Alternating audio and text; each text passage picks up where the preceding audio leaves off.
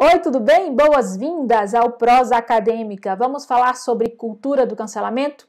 Nesse episódio, recebemos Juliana Morgante, que é diretora-geral de estratégia da agência Mutato, que fez um dos estudos pioneiros no Brasil sobre esse tema. Recebemos também o professor Saulo Florencio, que é antropólogo e doutor em educação e que trouxe também reflexões muito importantes a respeito desse assunto. Será que existe alguma coisa de positiva na cultura do cancelamento? É o que você vai saber nesse programa.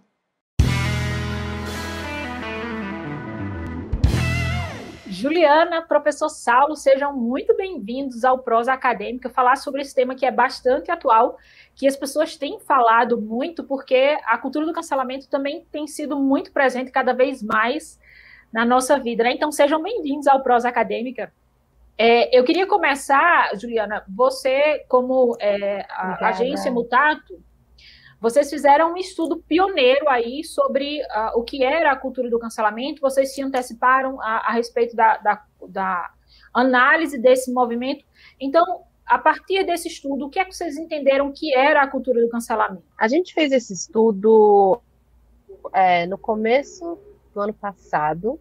Acho que o termo já estava começando a rodar aí nas redes, mas talvez não tão intenso como está hoje. Então, acho que quando você fala que isso é pioneiro nesse sentido, né? A gente começou a identificar uma tendência crescendo e a gente olhou para ela até um pouco cedo. O que a gente percebeu é que a cultura do cancelamento, ela é uma maneira de envelopar um comportamento humano antigo, né? De linchamento, de boicote, de ódio, enfim, não é que chegou como uma coisa nova, mas o termo cultura do cancelamento chegou meio para envelopar no mundo da internet um comportamento que já existia.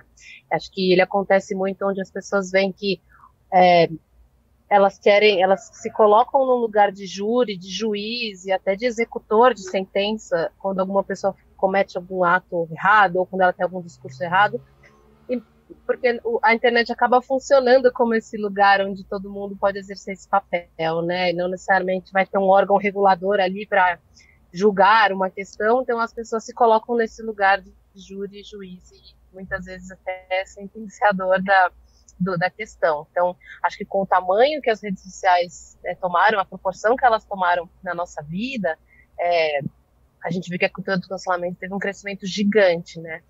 Houve algum fato específico que fez com que vocês alertassem para a concretude desse movimento? Porque, como você colocou, né? A gente foi percebendo que existia um movimento, que as pessoas estavam cada vez mais críticas, estavam cada vez menos tolerantes, mas houve um momento ou algum fato específico que vocês alertaram para que, não, gente, isso é uma coisa concreta, isso é um fenômeno e uma característica da nossa organização social agora? Sim, e até explicando um pouco da metodologia da pesquisa, para te responder, a gente fez uma pesquisa com uma ferramenta de monitoramento de redes sociais, onde a gente acompanha a quantidade de menções ao longo do tempo, e a gente mediu ali de janeiro de 2009 até novembro de 2019, desculpa, a gente mediu um ano inteiro, e a gente viu que as menções começaram a ter um crescimento muito grande. Então, em janeiro, estava em torno de 20 mil menções sobre o assunto, e em novembro, mais de 65 mil. Acho que no começo que a gente identificou, muitas dessas menções eram relacionadas à política, porque tinha acabado de passar um momento de eleições e entrada do governo Bolsonaro, então tinha muito esse lado de cancelamento por opinião política. E ao longo do ano, a gente observou que o cancelamento acontecia desde com o influenciador falando uma coisa que não devia, ou postando uma coisa que não devia, e culminou assim, no aumento dessas menções muito no momento de BBB, o BBB do ano passado. Não sei se vocês lembram, cada semana era uma pessoa cancelada por um motivo diferente. Então, a gente viu essa evolução no crescimento de menções e viu que era um movimento que estava tomando força e que estava mais presente, começou a estar presente também não só ali na bolha do Twitter, mas começou a expandir essa bolha para entrar nos lares e nas conversas, né, mais mainstream, de mais pessoas. Saulo, a Juliana colocou aqui que, na verdade, o cancelamento ele sempre existiu na organização da humanidade, né, com outros nomes e de outras formas. Isso é verdade. O que é que explica esse comportamento humano, essa organização social para fazer esse linchamento social, para desconstruir a imagem de uma pessoa? São fenômenos que passam pela característica do relacionamento social a partir das redes sociais. Em outros tempos, em outros períodos, as pessoas conviviam em suas famílias, em seus grupos, em seus clubes, então tinham as suas opiniões que eram recebidas e validadas ou contrapostas por um número finito de pessoas, pessoas que já estão ali acostumadas com o trânsito de determinados discursos. Com os primeiros anos da internet, muitas formas de se associar reproduziam esses espaços, em fóruns dedicados a debater um determinado assunto ou em redes sociais que privilegiavam comunidades. De 6 a 7 anos para cá, as redes sociais tomaram um outro formato, em que seguir uma pessoa e compartilhar da sua opinião se tornou muito mais aberto. Isso quer dizer que as pessoas que recebem um conteúdo, um posicionamento, está muito mais aberto do que em todos os outros períodos da história da humanidade. Isso quer dizer que existe menos probabilidade de coerência, ou pelo menos de concordância com as opiniões, porque agora é uma quantidade muito maior, explosiva de pessoas recebendo essas opiniões. Então o potencial de concordar e discordar também é muito maior. Acontece que tem um outro fenômeno junto, que é o fato de que as redes sociais têm, dentro da sua forma organizativa, informações muito rápidas. É sempre o que está na tendência, no trend, no hype. E quando acontece algo que seja positivo para elevar uma imagem, uma marca, ou também para detoná-la, tudo isso acontece muito rápido. Isso junta esses dois fenômenos de discordância, de concordância, e muitas vezes um comportamento que está numa tendência, que às vezes pode ser até irrefletido, e pode criar uma onda de linchamento de proporções muito grandes. Essa necessidade também de todo mundo ter que ter opinião sobre todas as coisas, né? Então, eventos e questões da sociedade, todo mundo precisa se posicionar, isso acaba fazendo com que as pessoas se posicionem muito rapidamente, sem profundidade de conhecimento a respeito daquele tema. Você acha que isso também influencia? Influencia, isso é uma das principais características dos tempos que a gente vive, né? O Michel Foucault vai falar em micropoder, que a sociedade toda vai controlar discursos. Vamos falar em vigilância líquida com Bauman e muitos outros autores que vão falar da experiência da modernidade, também da modernidade virtualizada, né? Nos ambientes digitais, em que compartilhar, reproduzir um conteúdo é algo que é constitutivo, muito mais do que ter um tempo para amadurecer uma determinada informação e refletir sobre ela, que muitas vezes é necessário. E até em outros assuntos, como a checagem de informações, como a checagem de perfis, para ver se existe uma coerência, um histórico no comportamento de um posicionamento, de uma pessoa ou de uma instituição. Então, esse comportamento irrefletido, que acaba reproduzindo muitas vezes sem ter um maior cuidado, é uma tendência que a gente tem que observar com um pouco mais de carinho, para não reproduzir essas atitudes. Juliana, eu acho que isso também é uma questão muito comum e que não só as pessoas, mas as empresas também estão sofrendo cancelamento, né? É justamente como o Saulo colocou, às vezes não há uma coerência entre o que se diz e o que se pratica. E essa tendência de buscar, das marcas, das empresas buscarem um engajamento, de buscarem, de fato, encontrar um espaço dentro da organização social para se mostrarem como agentes de transformação nesse ambiente, faz com que, muitas vezes, essas empresas também sejam canceladas entre as bandeiras que carregam e as suas práticas. Isso é muito comum na vivência de vocês como agência. Como é que vocês lidam com essas questões? Eu só vou complementar um ponto anterior do Saulo que eu achei interessante, que é essa coisa que vocês falaram sobre todo mundo quer dar muita opinião, e a internet acaba permitindo, né, que muitas opiniões diferentes se conflitem e se encontrem. Eu ainda acho que ainda tem um agravante nessa questão, é que a internet é muito anônima, né? Então, no Twitter você não tem nome, você não tem cara, então expressar uma opinião mais dura, mais cancelativa ou agressiva, ela não te causa riscos, né? É muito simples. Então, acho que o Twitter, especialmente, acaba sendo um lugar que é uma rede maravilhosa de busca de notícias, de encontro, mas ela também tem essa questão das opiniões contraditórias se encontrarem sem ter essa empatia humana, que talvez uma questão que sei lá, que a gente discorda, no Twitter pode virar uma grande briga de polaridade, né? Enfim, só complementando esse ponto. Né? Quando a gente fala de empresas, a gente vê, assim... pode falar. Não, é porque a internet, às vezes, que a gente utiliza os filtros que a gente utilizaria se estivesse presencialmente, né, conversando com as pessoas, e acaba facilitando esse comportamento agressivo. Às vezes, eu acho que é um comportamento que também a gente percebe em outro espaço, que é o trânsito, né? As pessoas, quando estão dentro do carro, elas tendem a ser mais agressivas porque o veículo dá uma sensação de anonimato também.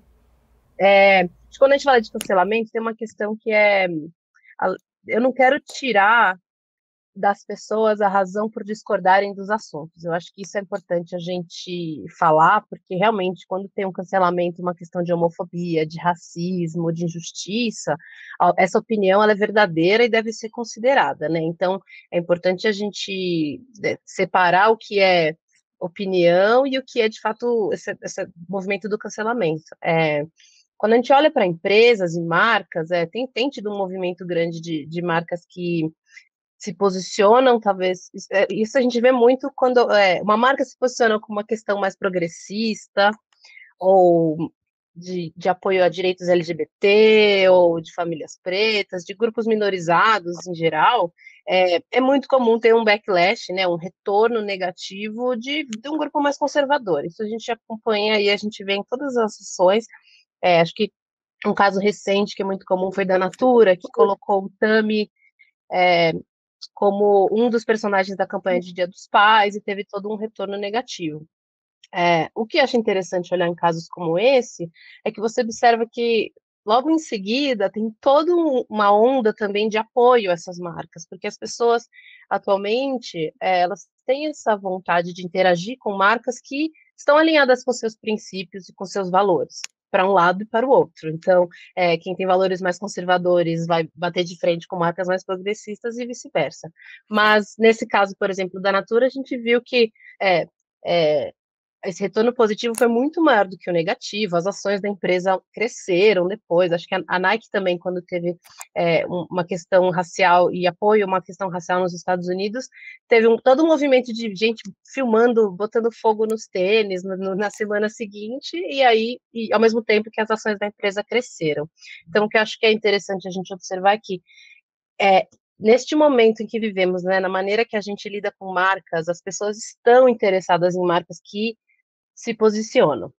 Marcas que ficam muito em cima do muro ou que muito isentonas, um termo usado na internet, não tem umas conexões tão fortes com as pessoas. Então, acho que o que é importante na hora de se posicionar como marca é entender se de fato essa causa que eu resolvi apoiar, ela tem a ver ela está alinhada com os meus valores. Então, mais do que postar um quadrado preto no dia do Black Lives Matter, é pensar: o meu time é diverso, a minha liderança né, tem pessoas de várias raças, idades, enfim, diversas de todas as maneiras. Então, é nesse sentido que a gente acredita que a comunicação deve refletir uma realidade dentro da empresa, porque senão é um teto de vidro muito frágil. As pessoas estão prontas para te apontar suas fragilidades nesse sentido, né? Então, quando a gente fala com clientes ou, enfim, sobre projetos que envolvam algum tipo de causa, a nossa pergunta primeiro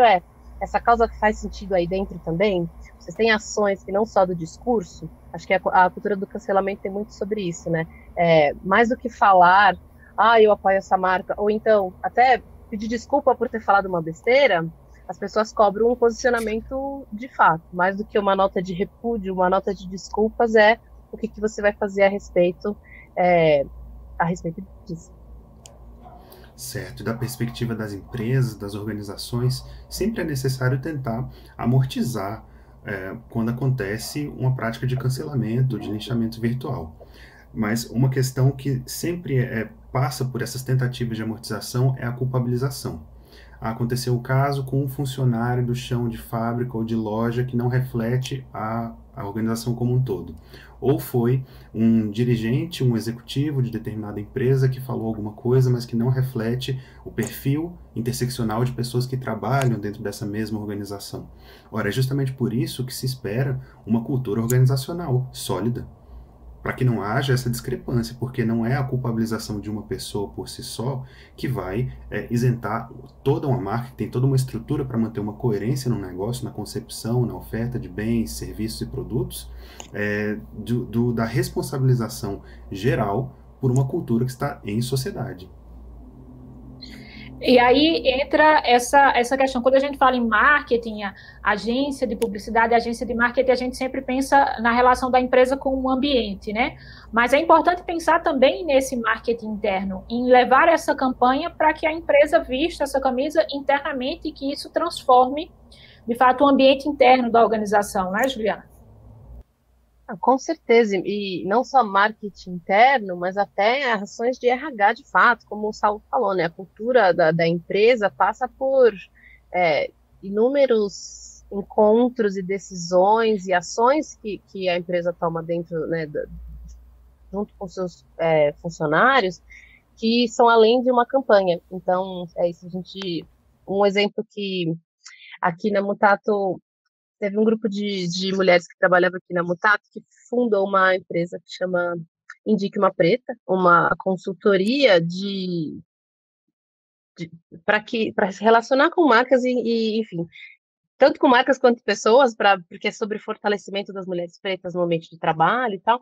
E muitas vezes a gente vê que é isso, não só fazer uma campanha e colocar uma mulher preta como protagonista, mas é ter uma ação com um tipo de consultoria como essa, de como que eu posso fazer uma ação dentro da minha empresa para contratar mais mulheres pretas, recebê-las dentro do meu ambiente, dar espaço para elas crescerem. Então, eu concordo muito com o que o Saulo falou de que é uma cultura da empresa, e cultura é uma coisa que não se muda de um dia para a noite.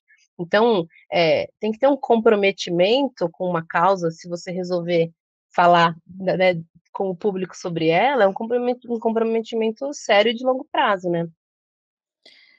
Saulo, a Juliana falou sobre, em algum momento, que a gente também não pode não relevar e não levar em consideração algumas questões quando se coloca sobre cancelamento de práticas racistas, machistas, etc. E aí eu queria te perguntar, uma pergunta polêmica, mas meu papel aqui é fazê-la. Tem um lado bom da cultura do cancelamento? Essa é uma pergunta realmente polêmica, mas é uma pergunta muito boa de ser feita. A cultura do cancelamento ela pode ser muito tóxica quando ela atinge, por exemplo, as famílias das pessoas. A gente já viu muitos casos em que filhos são violentados psicologicamente, são ameaçados fisicamente, perseguidos. Isso de maneira alguma pode ser admitido.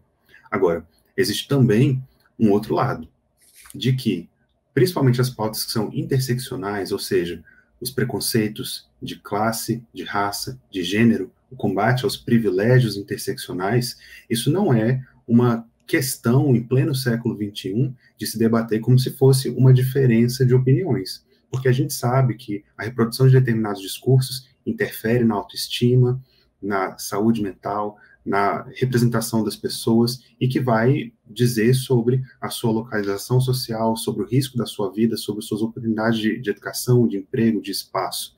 Então, existem muitas práticas de tentar combater a cultura do cancelamento, ou pelo menos o debate sobre os preconceitos como se fosse um controle social, como se fosse algum tipo de cerceamento da liberdade, também fala como se fosse uma política, algo como se fosse o politicamente correto, tirando a liberdade das pessoas de se expressar. E não é bem assim. Você quer o seu direito de se expressar para quê? Para ser racista ou homofóbico?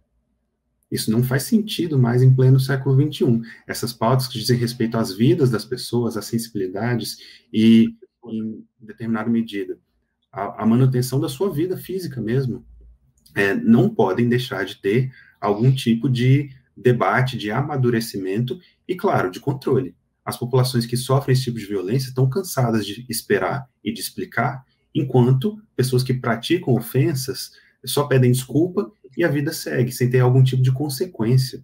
Então, de muitas formas, a cultura do cancelamento, ela pode ser uma das possíveis formas de deixar material, economicamente material em termos de imagem, de marca, um tipo de controle sobre práticas que são preconceituosas, racistas, misóginas, homofóbicas e assim por diante.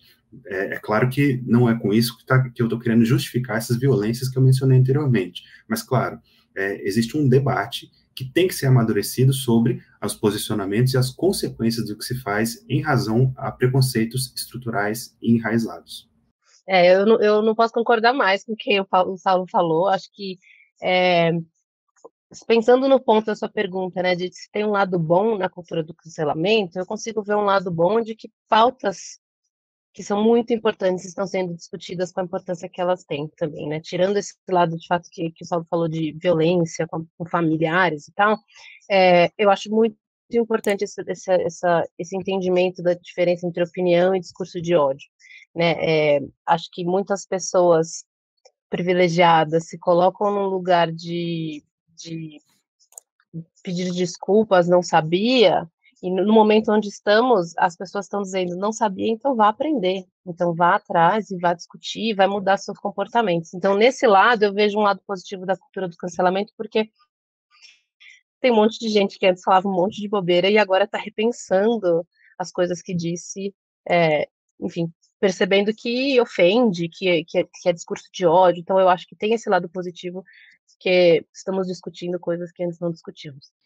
Porque as pessoas utilizam esse argumento, porque eu fui educado numa família machista, e eu estou aprendendo agora a ser diferente, então você tem que ter um pouco de paciência para me ensinar. Mas é preciso entender que o racismo tem matado pessoas, que o machismo mata pessoas, e que não dá para esperar que alguém aprenda enquanto pessoas estão morrendo, né? E que a morte é a última instância, mas antes disso deixa um lastro de destruição na vida das pessoas, que a gente não pode mais esperar que alguém aprenda a se organizar melhor socialmente. O professor Kabengele Munanga, ele vai falar que, por exemplo, no Brasil, o racismo é o crime perfeito. Todo mundo consegue dizer que a nossa sociedade tem elementos racistas, mas ninguém consegue responsabilizar ninguém, nem criminalizar ninguém, ou seja, são atos que passam sem consequência. Então, essa é uma das formas da sociedade, enquanto pessoas em rede, de falarem, olha, existem determinadas posturas que nós vamos cobrar. Isso em várias pautas, porque isso, através do imaginário que as pessoas vão passando à frente, pode sim interferir nas suas vidas mesmo, né? Então, não é algo que se pode aguardar um processo de aprendizado, um processo de reestruturação das bases das pessoas. Olha, nós estamos todas e todos convivendo na internet. É por isso mesmo que as opiniões chegam e têm essa repercussão. Então, todo mundo tem a oportunidade de buscar outros pontos de vista, outras referências, outras informações que não essas, que são reprodutoras de discurso de ódio.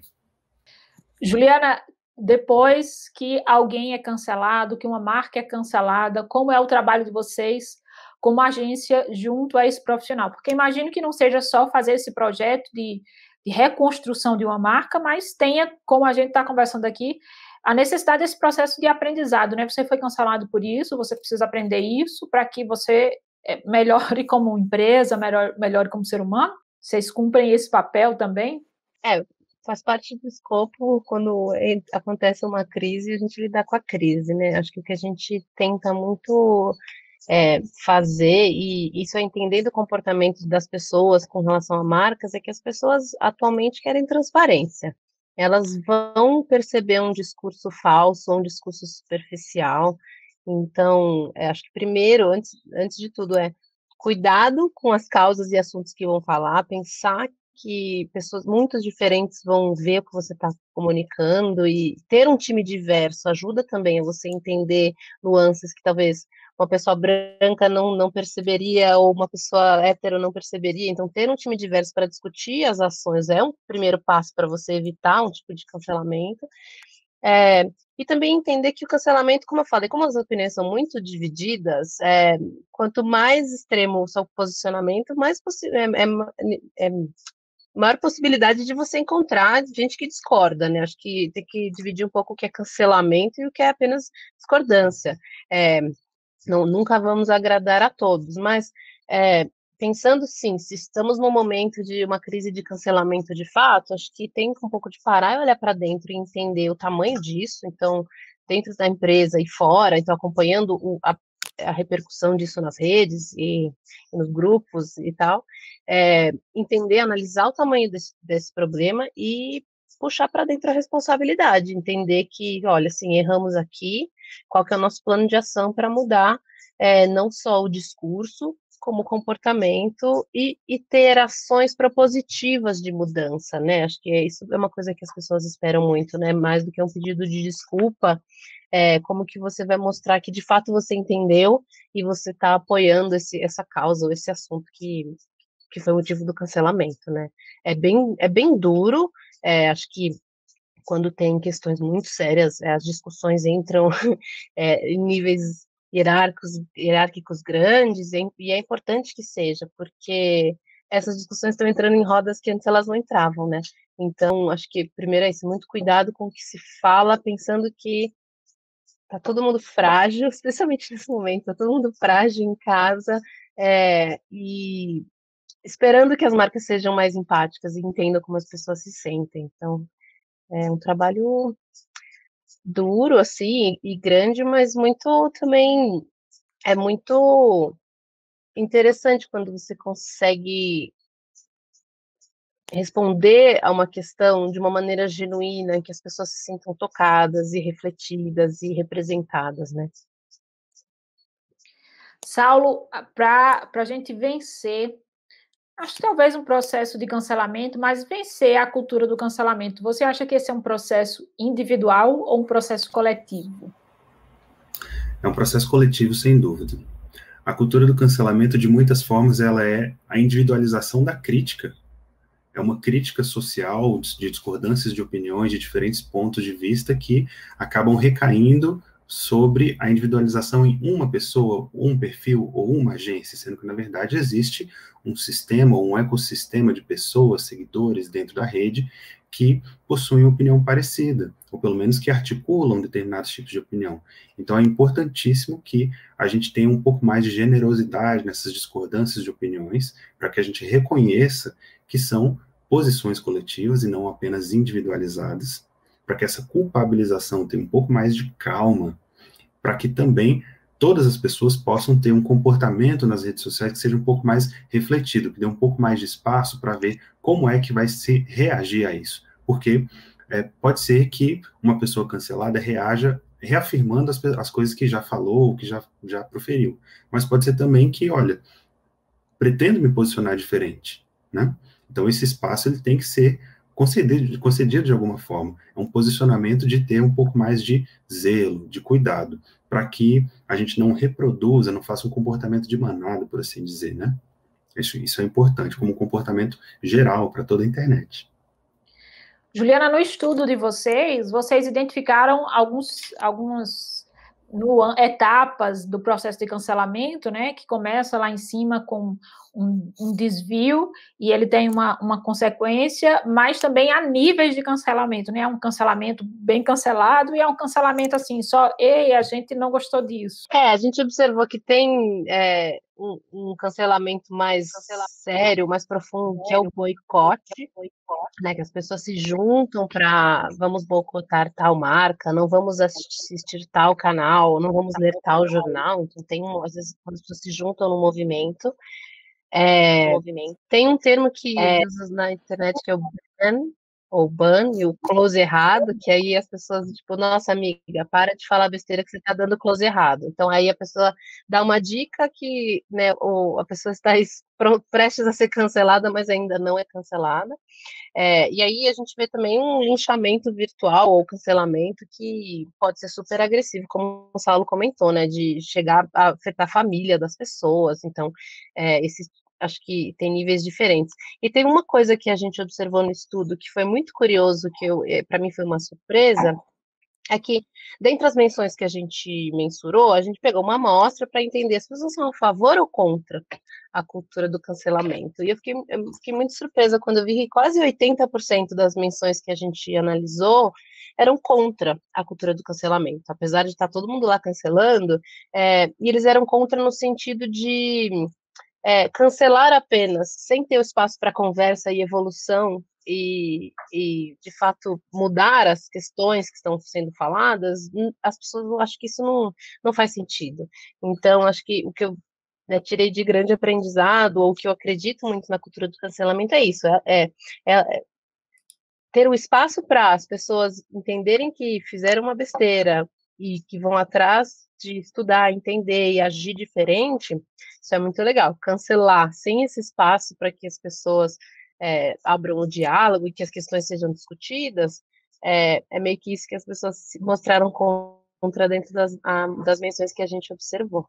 Vocês acham que as pessoas, de alguma forma, elas estão mais preocupadas e, consequentemente, elas estão mais, como é que eu poderia dizer, menos à vontade de se colocar? Vocês acham que isso pode inibir um pouco o comportamento das pessoas nas mídias sociais? Porque pode ser uma vírgula, pode ser uma frase ruim mesmo, que nem sempre representa exatamente tudo que aquela pessoa é.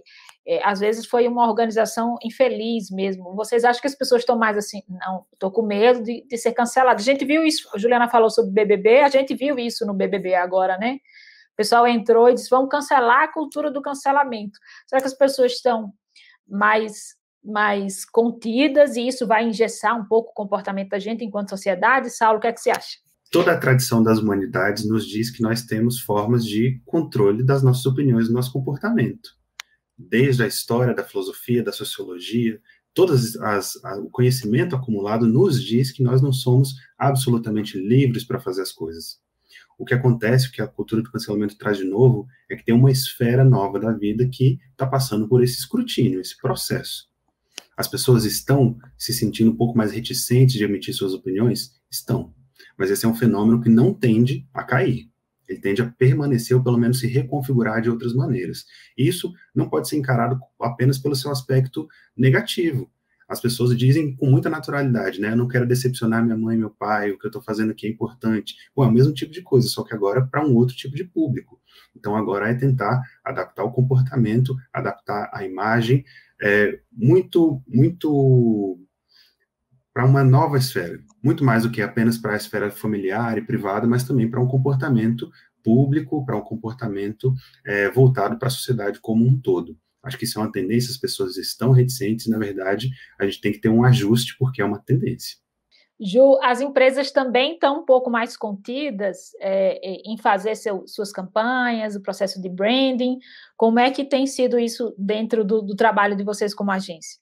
Olha, cada empresa realmente tem uma realidade muito diferente. O que eu posso observar é que, sabendo que as pessoas se conectam mais com marcas que de fato se mostram e colocam suas opiniões e apoiam causas, eu vejo muitas das marcas mais relevantes apostando nisso como maneira de conectar com as pessoas e, consequentemente, evoluir os negócios, né? Afinal, o objetivo das empresas é sobre isso. Então, quando a gente olha para marcas que são referências, né, como Nike, como, enfim, várias marcas que a gente vê se posicionando, eu vejo que é um movimento geral das marcas tentarem se envolver mais. E aí, quando eu falo de medo de cancelamento, quando se falou de medo de cancelamento, eu acho que ter medo de ser cancelado por falar uma grande besteira é muito bom, né? Para a gente pensar antes de falar grandes besteiras. Então, assim, não acho que ter o medo de ser cancelado deveria ser uma coisa ruim. Pelo contrário, né? A gente pensar na nossa comunicação com empatia, com cuidado, como o Saulo comentou, pensando nos outros, para mim, como ser humano, é o ideal. Né, a ideia é que a gente tente conviver junto com menor tipo de agressão. Então, eu vejo marcas se colocando assim como entendendo que é importante entrar em causas ou em assuntos polêmicos, e que sim, as palavras dela podem machucar as pessoas. Então, para mim, esse cuidado eu acho bem interessante. E só para complementar, as pessoas podem até confirmar opiniões que tinham antes ou coisas que gostariam de dizer, mas só o fato de parar para pensar, isso aqui é incrível. Essa oportunidade a gente não pode perder, porque é a oportunidade para refletir num mundo que é tão rápido, tão apressado, em que a gente quer se posicionar, às vezes muito mais do que refletir para depois se posicionar. É uma forma de se comportar, um tipo de reflexão que é, assim, bem-vinda em qualquer contexto. Pessoal, vamos chegando ao fim aqui do nosso Prosa Acadêmica sobre esse tema tão vibrante, né? Tem tantas coisas que a gente poderia conversar aqui. E aí abro o espaço para vocês deixarem mensagens finais, uma dica aí para quem está com medo de ser cancelado, ou para quem já foi cancelado, o que é que pode fazer para lidar com essas questões. Professor Saulo? Joia. Normalmente a gente vê, ao longo do período histórico, as pessoas lutando pelas suas lembranças, pelo direito a contar as suas histórias. Agora, com as repercussões sobre a cultura do cancelamento, nós estamos vendo um movimento novo, que é para o direito ao esquecimento, que é quando você passa por um processo de cancelamento e sai vendo que os prejuízos à sua imagem ou à sua organização não foram adequados. São pessoas que estão tentando fazer com que a sua imagem seja recuperada. O esquecimento de artigos de internet, posts, imagens, sejam retirados da circulação geral na internet. Então, isso é um tema de interesse que todo mundo que está assistindo o Prosa Acadêmica pode se interessar e procurar mais tarde. Professor Saulo, então, quer dizer que a cultura do cancelamento, ela não é de todo mal, né? Ela tem um lado bom que permite aí essa oportunidade para as pessoas aprenderem, pensar Exato. Na cultura do cancelamento como uma oportunidade? Na verdade, é uma grande oportunidade de ajuste da esfera pública. Normalmente, a gente prestava contas para a esfera privada. A minha família está pensando isso de mim, então eu tenho que ir lá pedir desculpas para meu pai, para minha mãe, para minha avó, para minhas filhas e filhos. Antes, a parte moral, a prestação de contas morais tinha a ver com valores que eram a partir da vida individual, não, os valores que eu acredito dentro da minha igreja, dentro do meu clube, dentro da minha região. Agora, nós temos a emergência da esfera social, coletiva, fazendo esse tipo de ajustes. Isso não quer dizer que a gente vai ter uma homogeneização de opiniões, isso não quer dizer que a gente vai ter a censura a quem pensa diferente, não passa por aí, mas passa, na verdade, por um ajuste público de opiniões, e isso, na verdade, pode até definir qual é o nicho de mercado que você está trabalhando, e pode definir os ajustes para você posicionar os seus bens e serviços no futuro. Acho que eu queria encerrar esse papo, primeiro agradecer, que eu adorei discutir com vocês e ouvir os pontos de vocês. Acho que o que eu queria encerrar é nesse lado positivo da cultura do cancelamento, né, que eu acredito que se esse movimento está fazendo a gente parar e se questionar e repensar coisas que há 5 anos atrás eram aceitáveis e agora não são, ou finalmente chegaram no mainstream para que não sejam, para mim isso é um lado positivo. Então, acho que nós como profissionais, como estudiosos, como pessoas, temos sempre que olhar para o outro com esse cuidado e com essa atenção de que as nossas ações têm consequências. Então, parar um pouco para pensar no que a gente fala não é nada de mal. Pois bem, o nosso Prosa Acadêmica vai ficando por aqui com essas dicas importantes, pensando no lado negativo da cultura do cancelamento, mas também trazendo uma nova visão sobre a oportunidade que a cultura do cancelamento pode nos trazer para refletir sobre a nossa conduta, sobre a nossa dinâmica social e sobre aquilo que a gente fala. Um abraço, eu espero você no nosso próximo Prosa Acadêmica. Até lá!